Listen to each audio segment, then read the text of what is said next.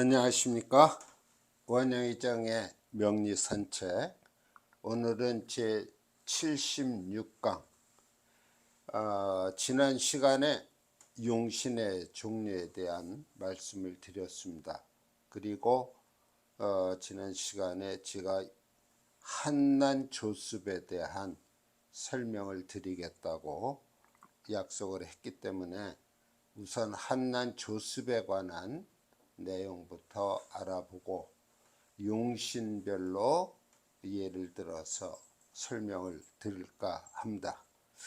자, 여기 한난조습에 관한 것을 제가 써놨습니다. 여기서 한이라고 하는 것은 차다는 얘기겠죠. 차다, 한. 그리고 난이라고 하는 건 따뜻하다, 따뜻하다 이렇게 되겠는데, 한과 난은 천간에 의해서 작용합니다. 이 천간이라고 하는 건 하늘에 있죠. 떠 있습니다.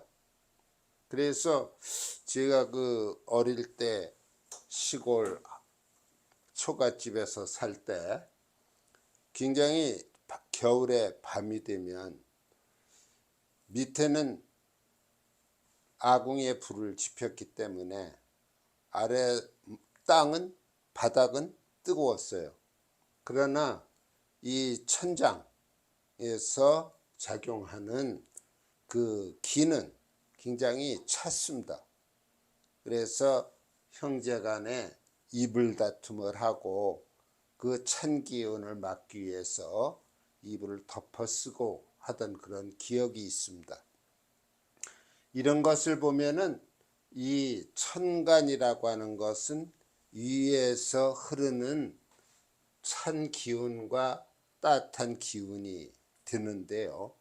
천간은 10가지가 있지 않습니까? 그 10가지 중에서 따뜻함을 나타내는 것은 갑, 을, 병, 정, 무, 이 5개의 천간이 난을 표시합니다. 따뜻함을 나타낸다고 볼 수 있고, 그 다음에 차가운 기운은 기토, 경금, 신금, 그리고 임수와 계수가 돼서 이 찬 기운은 위에서 밑으로 내려오는 그러한 작용을 합니다. 그래서 우리가 사주에서 천간에 한과 난이 적당히 배합이 되어 있으면 그 사주는 조후가 이루어졌다. 다시 말해서 천간에 해당하는 조후는 이것으로 구분을 해서 따집니다. 그런데 건조하다는 얘기죠. 그리고 습이라고 하는 것은 습하다는 얘기입니다. 이것은 지상, 땅에서 이루어지기 때문에 지지 12개의 지지로서 나타냅니다. 그러면은 따뜻하다고 하는, 조열하다고 하는 거, 이건 따뜻하다 보다는 좀 상태가 더 강하죠. 건조한 거죠. 이때는 인, 묘, 그리고 사, 오, 미, 수리 이쪽으로 들어와 있습니다. 이 수리라고 하는 것은 조토로서 건조합니다. 그래서 목과 화, 그리고 토 중에서 술토가 조토가 되는 것이죠. 그 다음에 습하다 할 때에는 금과 수예요. 그래서 해자축이라고 하는 수와 신유라고 하는 금, 여기에는 진이라고 하는 습토가 들어와 있습니다. 그래서 지지 12개 중에서 우리가 주로 목화는 건조한 쪽, 그 다음에 금수는 습한 쪽으로 볼 수 있는데, 진과 술만 바꾸어서 생각하시면 됩니다. 진은 습토가 맞지요? 예, 이 술토는 지장 간의 정화가 있어서 조토의 역할을 합니다. 사주 내기둥의 천간과 지지의 배합에 있어서 이쪽으로 이 난과 조열한 쪽으로 쏠려 있으면 그때는 조후용신이라는 것을 써서 이쪽 한과 습에서 선택을 하셔야 됩니다. 또한 사주가 이쪽으로 한과 습한 쪽으로 치우쳐 있다면 우리는 이 난과 조에서 조후작용을 하는 대상을 골라서 용신으로 삼게 됩니다. 이것이 이제 조후용신에서 응용이 될 내용이지요. 한난조습은 조후용신을 말씀드릴 때에 덧붙여서 설명을 드리도록 하고요. 일단은 이와 같은 표에 의해서 기억을 해 주시면 좋겠습니다. 자, 그러면은 오늘의 본 강의 용신과 그 용신에 대한 실례를 들어서 설명을 드릴 건데요. 그 용신의 첫 번째가 격구용신에 관한 것입니다. 격에 의해서 용신이 정해지는 것을 말하지요. 그 다음에 억부용신. 억부용신이라고 하는 것은 억강부약에 의한 용신을 말합니다. 우리가 강한 자는 누르고 억하고 약한 자는 부축해라. 그게 이제 억강부약의 의미인데요. 우리가 흔히 억강부약이라고 할 때 좀 오해할 소지가 있습니다. 다시 말하면 억이라고 하면은 무조건 강한 자를 누르는 거다.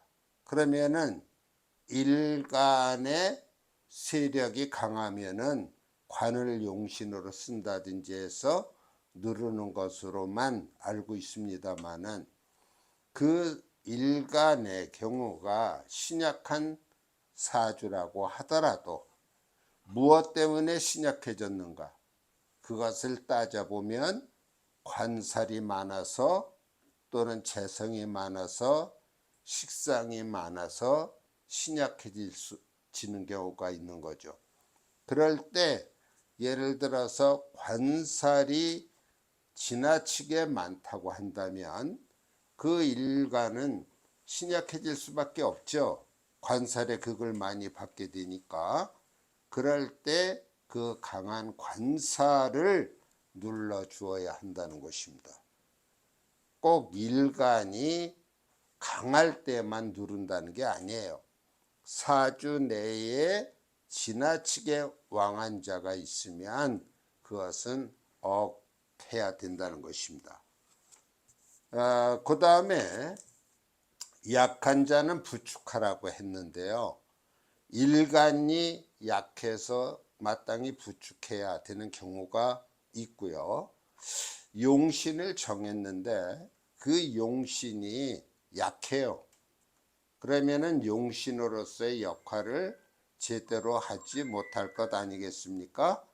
그럴 때에는 그 용신을 생해주는 그러한 작용을 하는 것으로서 용신을 잡습니다.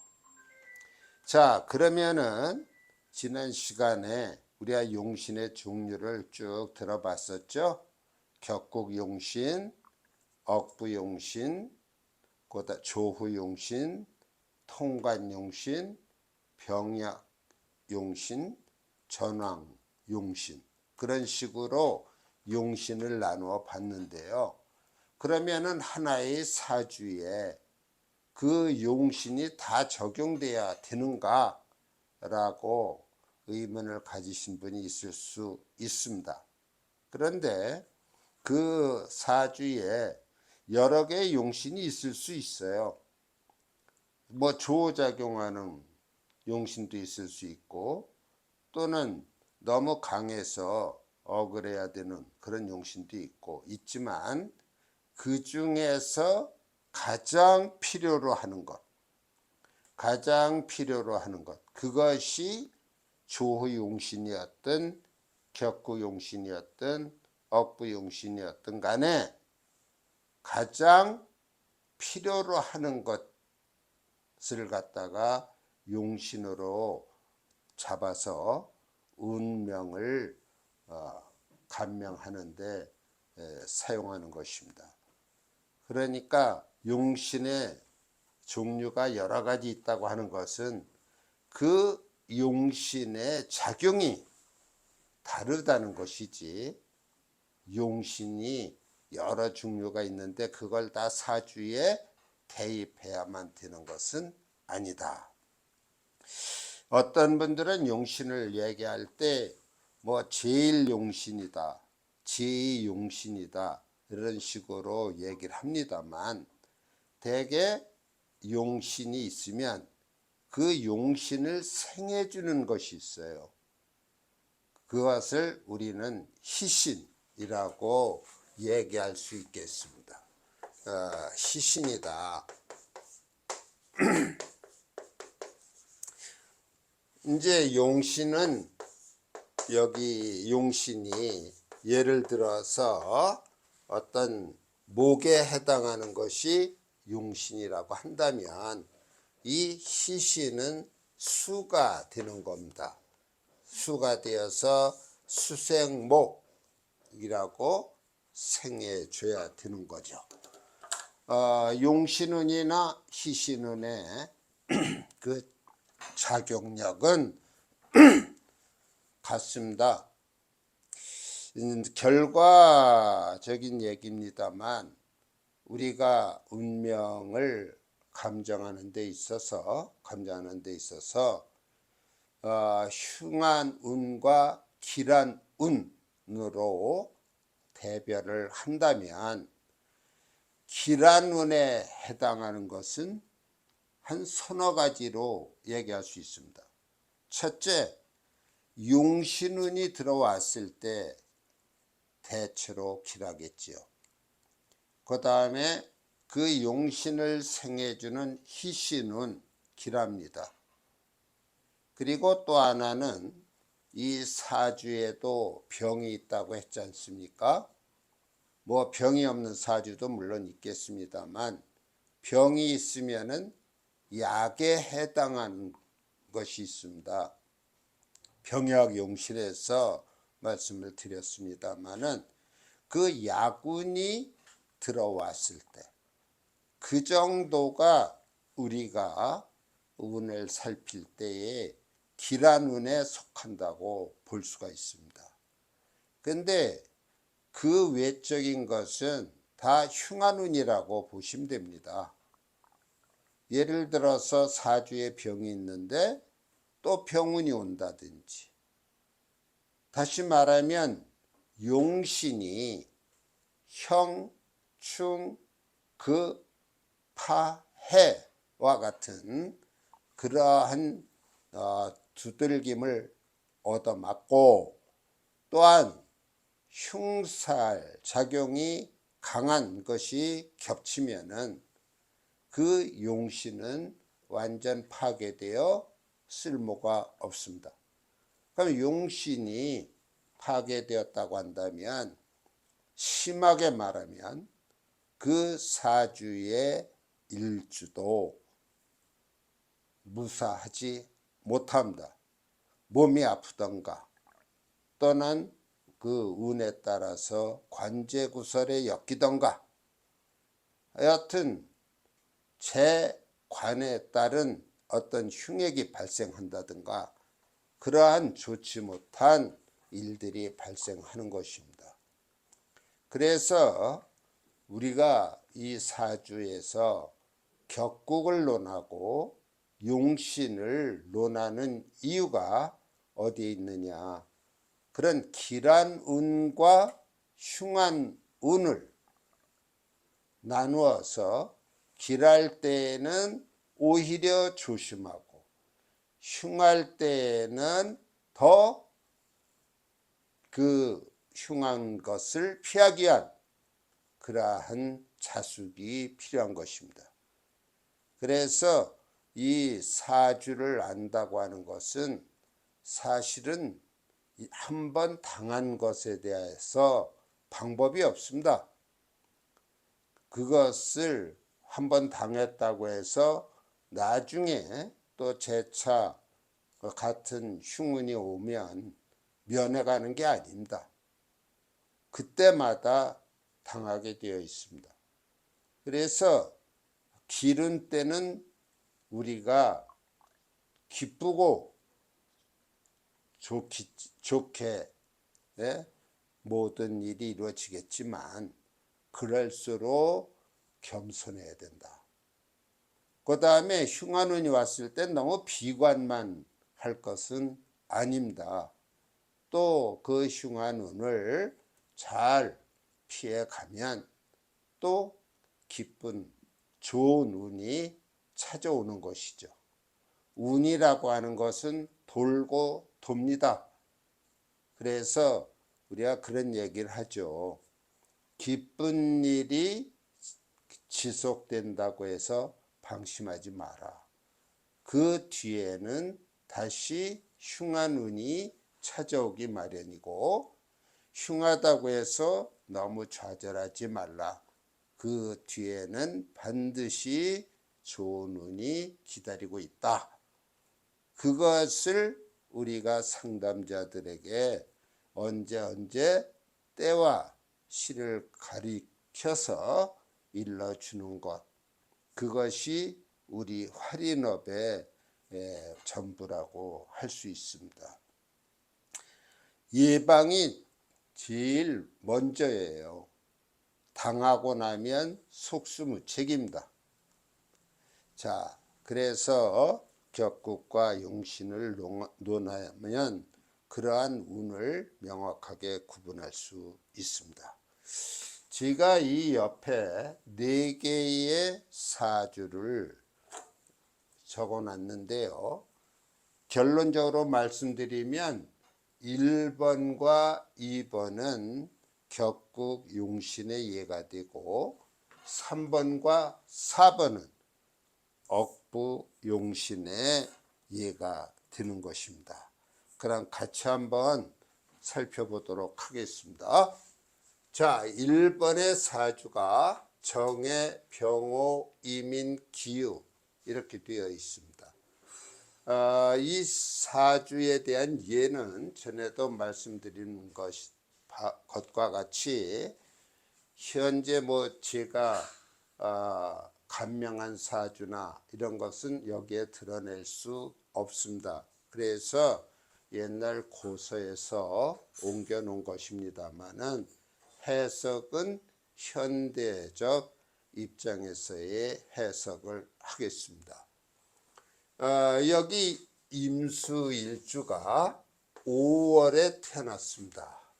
5월에 임수다. 그렇게 볼 수 있겠죠. 그러면은 우리가 격을 논할 때에는 임수가 5월에 태어났는데 이 5에는 기토와 정화라고 하는 암장이 있습니다.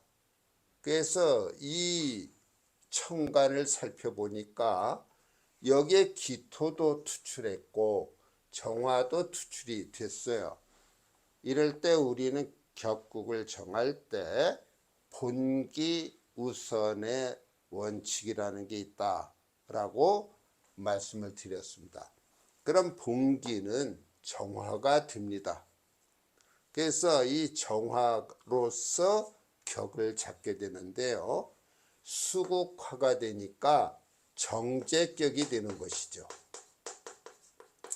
정제격이 됩니다. 그 다음에 신강신약을 가려서 용신을 잡게 되는데요. 여기서 보니까 임수를 받쳐주는 것은 여기 유금하고 여기 연지의 해밖에 없습니다. 그러니까 등령을 하지 못했어요. 그저 득지 정도입니다. 세력도 약하고요. 그러니까 임수일주의 입장에서 보면은 매우 신약한 사주죠. 거기다가 이 사주가 신약하게 된 동기, 그 원인을 살펴보니까 너무 화기가 강해요. 여기 이 노는 삼합에 준삼합에 해당됨으로 인해서 화기가 사주 8자에 4자를 차지함과 동시에 월지를 장악하고 있기 때문에 임수가 도저히 신강해질 수가 없는 상황입니다. 자, 이럴 때 이 화로 인해서 임수가 신약해졌다. 그럼 우리가 용신을 뭐로 정해야 하느냐 하는 문제가 됩니다. 용신을 정하려고 보면은 여기서 임수를 생해주는 금을 용신으로 쓰면 어떤가 하는 생각과 이 화의 작용이 너무 강하니까 여기에 있는 이 수기로서 해중의 임수로서 이것을 수국화로 극을 해보는 것이 어떤가, 그렇게 우리가 생각을 해볼 수 있습니다. 이게 격구용신에 해당하는 예가 되기 때문에 여기서는 일단은 인수를 용신으로 쓴다, 그렇게 생각해 볼 수가 있습니다. 그래서 이 유금을 인수로 쓰게 되면은 정제 용인격이다, 이렇게 우리가 격국과 용신을 정할 수 있는 것이죠. 그러면은 이 사주의 경우는 어떤 운이 들어오는 게 좋겠습니까? 대운에서 우선 금운이 오는 게 좋겠죠. 또 세운에서도 금운이 오는 게 좋을 겁니다. 그게 용신인데, 그러면 그러한 용신이 약할 때 그것을 생해 줄 수 있는 거, 토가 되지 않겠습니까? 그게 토가 되는데, 우리가 이 토도 금을 생할 때 조토가 되면은 그 생하는 작용력이 떨어집니다. 그래서 이때 이 유금을 생하려면은 습토에 해당하는 진토 또는 축토, 이러한 것들이 좋겠지요. 그래서 이 사주는 신약합니다. 일간이 신약해서 유금이라고 하는 인수를 썼어요. 써서 우리가 정제 용인격이다, 그런 얘기를 하게 됩니다.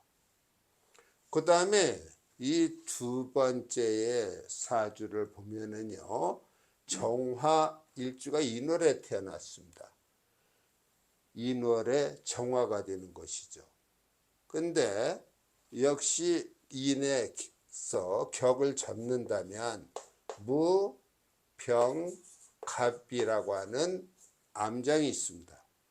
거기에 무토가 떴고, 그 다음에 병화는 일간에 비경겁이 되는 것으로 이것은 해당 사항이 없습니다. 그 다음에 간목이 떴어요. 그러니까 역시 본기우선의 원칙에 의해서 이 사주는 정인격이 되는 겁니다. 목생화 이렇게 돼서 정인격이 됩니다. 그게 정인격인데 용신은 어떻게 되느냐? 이 정화의 세력이요, 강해요. 여기 목의 생을 받지요. 그 다음에 이 지지를 보니까 인묘진이라고 하는 목국이 삼합에 국이 놓여 있습니다. 그러니까 세력이 이러한 크기를 갖고 있어요. 이러한 크기를 갖고 있을 때 무엇으로서 우리가 용신을 잡아야 하는가 하고 생각을 해보게 됩니다. 자, 여러분은 여기서 어느 것이 용신이 될 수 있는가 한번 생각을 해보시기 바랍니다. 억강부약 그런 면도 고려를 하셔야 됩니다. 뭐 조후는 그런 대로 갖추어져 있습니다. 그러면은 이렇게 이 사주에서 보면은 정화 자체가 왕한 게 아니라 이 정화를 생해주는 인수가 강한 거예요.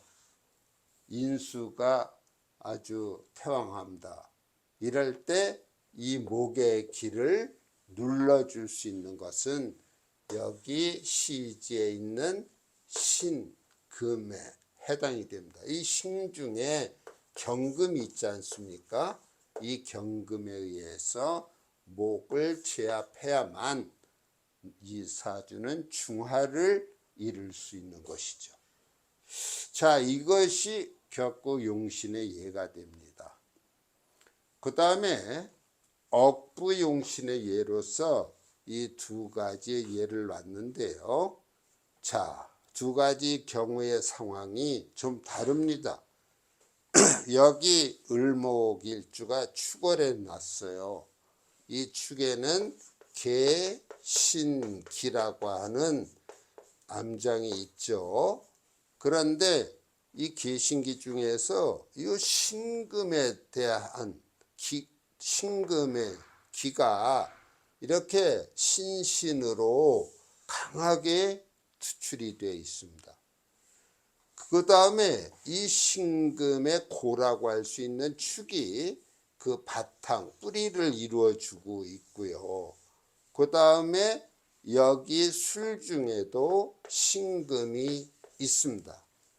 그럼 이런 상황 속에서는 을목이 아무리 신강하고자 해도 신강할 수가 없습니다.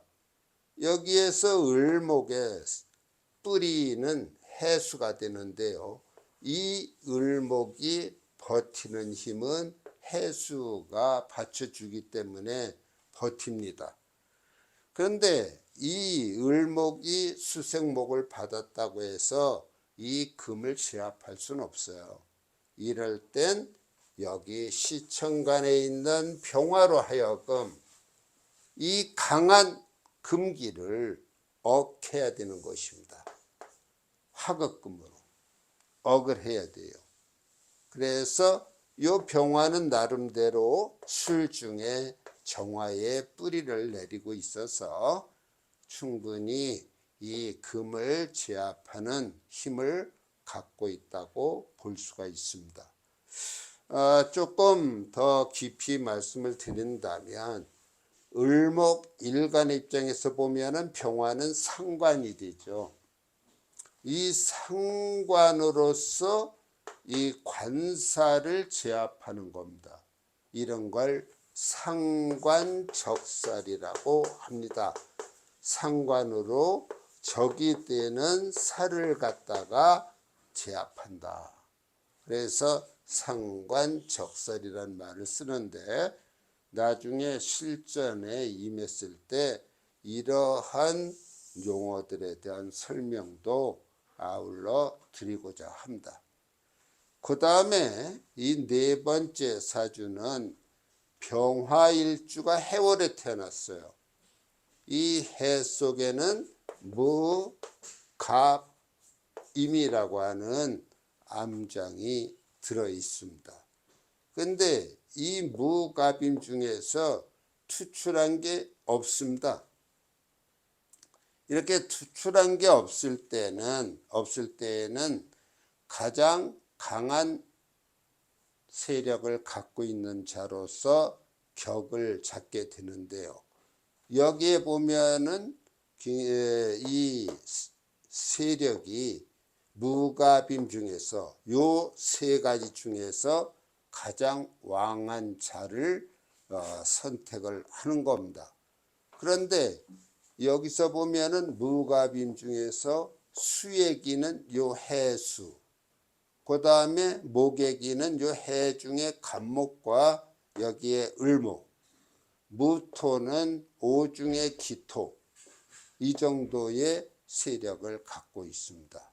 그러면은 제가 봤을 때는 이 해중의 간목과 여기 투출된 을목의 세력으로서 저는 간목으로서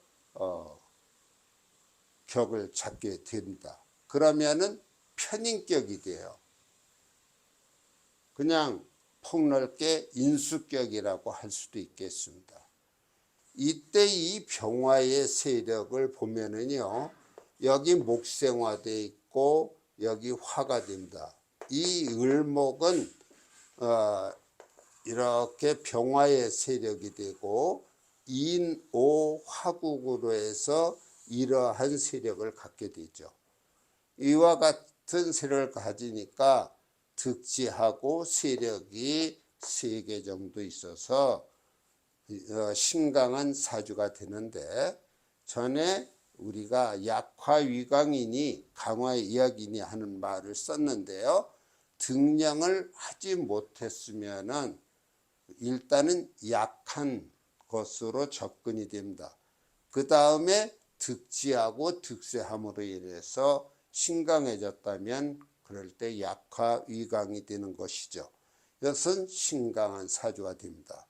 신강한 사주일 때는 관, 재, 식상 중에서 용신을 정할 수 있는데 눌러야 돼요. 지금 저희는 억부용신에 대한 얘기를 하고 있는 것입니다. 그래서 요 해 중에 임수가 있습니다.